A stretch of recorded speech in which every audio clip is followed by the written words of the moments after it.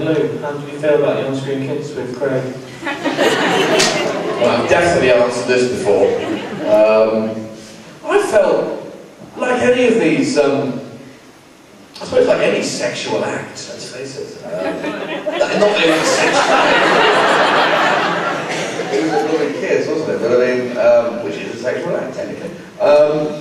Like any of these things, the build-up is sort of more memorable than the actual moment. Greg would be shattered and disappointed here about his kiss anti-climax, but it was the build-up that you know, people walking around saying, "When are you kissing Craig then, Chris?" Sort of, you know, about 5 hours before the actual time, you know, it made me think, is this such a momentous thing, kissing Craig? But we both probably swallowed and sucked about half a ton of ponies each. So it really was like sort of just putting your mouth onto a sort of mobile, sort of marshmallowy pony. It was perfectly harmless. But then of course it did go on, and I guess that moment between lip impact and tongue release, although it was probably only about, I don't know, I'm sure Ed Bly kept me going for quite a long time, actually, probably about 20 seconds, or 50 seconds. It did seem like 3 hours. But no, it was fine, it was fine. Next. I think I've covered that one, haven't you? Gary Prince, why? I've answered that one as well. I don't know, it was half of me wanted to workaholic, you know, I just wanted to keep working, and there was nothing sort of around at the time to do, you know, so we kept the British production team together and sort of just went straight in with the two of the writers who'd worked on the back end of Britus, you know, and I actually really don't think it was as bad as some people were making out, you know. I still say that. We unfortunately coincided with the end of the trad sitcom era. And if you look at sitcoms, particularly traditional ones, since Gary Prince, there have been some appalling ones on, you know, by very good people, you know, starring and featuring very good people. And I just think we were one of the first ones in there, unfortunately, when the world was saying, no, we want Carol Smiley to introduce a programme about people swapping houses and putting up MDF in the corner, you know. So I'm not knocking this programme, so well, I hate it personally, but there is a big audience. So yeah, Prince just coincided, and I mean, I did at the time actually feel that even within our own sort of production thing, it wasn't done as well as it could have been.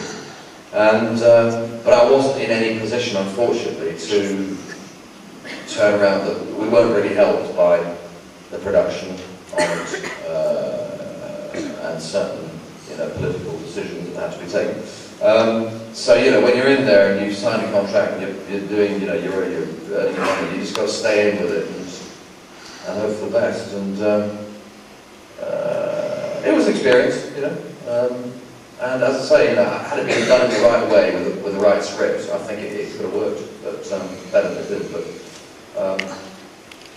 these things are on the road to every mountain summit, cliche bollocks. That would be odd, you know. Yeah, stay on that block, and then we will work over this way eventually. Having played the sad, snivelling, weaselable man known as Rimmer, did you enjoy the chance to play his alter ego Ace Rimmer and be completely opposite to the character you've already played?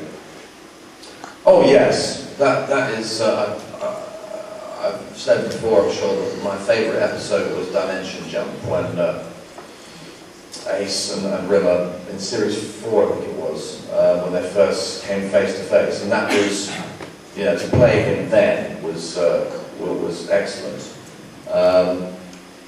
Yeah, it was a breath of fresh air. I thought that whole introduction of the Ace character and all the other characters that we introduced in that dimension were were brilliant, you know, were great fun to play, and a real release after playing the Mr.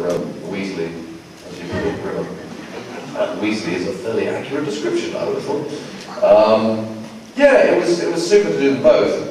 But the thing that separated that ace from the ace in the Series 6, was it? Or Series 7? Series 7 was the wig. The wig was absolutely superb in the Series 4. And the wig was good in Series 7, but not quite as good. It looked a little bit sort of static and thatchy. Whereas in Series 4, the brilliant wig just looked quite natural. You know? So I could walk around the studios at Shepperton, and people thought, hey, who's this handsome guy with straight brown hair? And they went, oh, it's just Chris. It was a fab wig, that one. And it was stolen. This is the extraordinary thing. It was stolen by, I gather. I don't know, Helen's nodding at the back there. It wasn't. You know, so we tried to find it again, but it wasn't anywhere to be found. So, hey, it was a good wig. It was wig to go. It was a top wig. Right, we're moving over this way, I believe. There we go. Lots of questions. I'm sure. Well, hopefully we'll get through a lot of questions. We're going to come around the front. There's no one in this area. Isn't it? Okay. They obviously think of questions when you're half a mile beyond them. What car did you turn up in? You've had a question. But we'll let you have another question. I turned up in an orange 1972 Porsche 911. You know which It's not a heat long jump. It broke down on the way back from South Wales the other day. I was telling the people over lunch that it broke down. It's a 30-year-old car, so a Renault Clio would probably be more efficient transport between here and London again. But no, it's good fun. It's got character, it's got heritage, and I love it. So yeah, I think I turned up at the Daventry conference on that as well. So yes, short answer there.